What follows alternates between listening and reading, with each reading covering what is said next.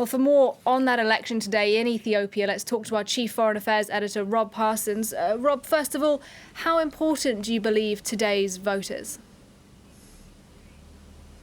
Well, I thought it was very interesting, that quote that you just had from Abiy Ahmed there, saying that this will be Ethiopia's first attempt at free and fair elections. Interesting that he uses the word attempt, as if to say, look, I'm not sure we're going to get this completely right the first time either.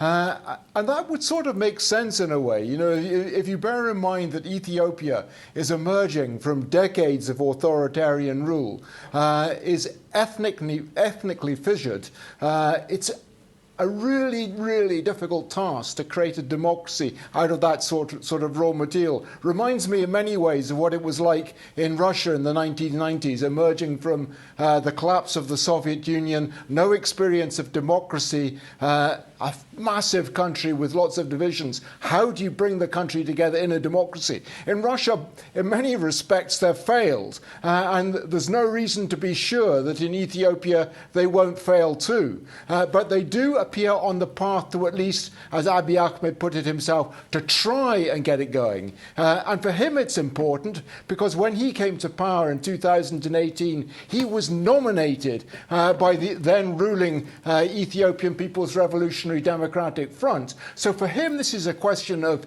legitimacy. If he gets elected this time, he can claim he is the legitimately, democratically elected leader of the country. Some may quibble with that. Some may say that, look, this wasn't a free and fair election at all. But, it matters, I think. And it matters not just for Ethiopia that this should be a successful and at least appear to be a relatively fair election. It matters for Africa too, because Ethiopia has the second biggest population on the continent and the fastest growing economy. If Ethiopia sets a lesson in this respect and continues the sort of reforms that were started off by Abiy in 2018, rather than slipping back with much of the authoritarianism which was seen from Abiy over the last few months, the detention of political leaders, the conflict which you referred to in your introduction in Tigray. If it goes in a positive direction, that could be immensely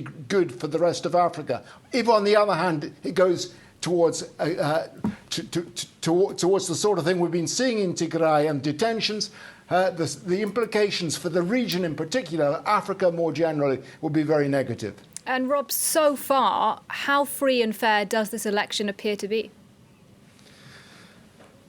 Well, it's a really difficult one to measure. There are a lot of parties taking part, just under 50. Many of them are regional. It is true, but as you pointed out in the election, in your introduction, there are many parts of the country, about 20% in total, where the election is not taking place because of the violence. Tigray, understandably, there will be no election. There is a conflict going on there. There have been reports of massacres from both sides. There is famine, but elsewhere as well. In Oromia, the largest province, there's a lot of violence, although the election is going ahead.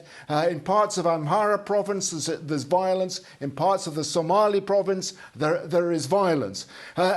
It is a good sign, I think, that the chairman of the electoral board is a former dissident, a woman with a very strong reputation, Birtukan Medeksa.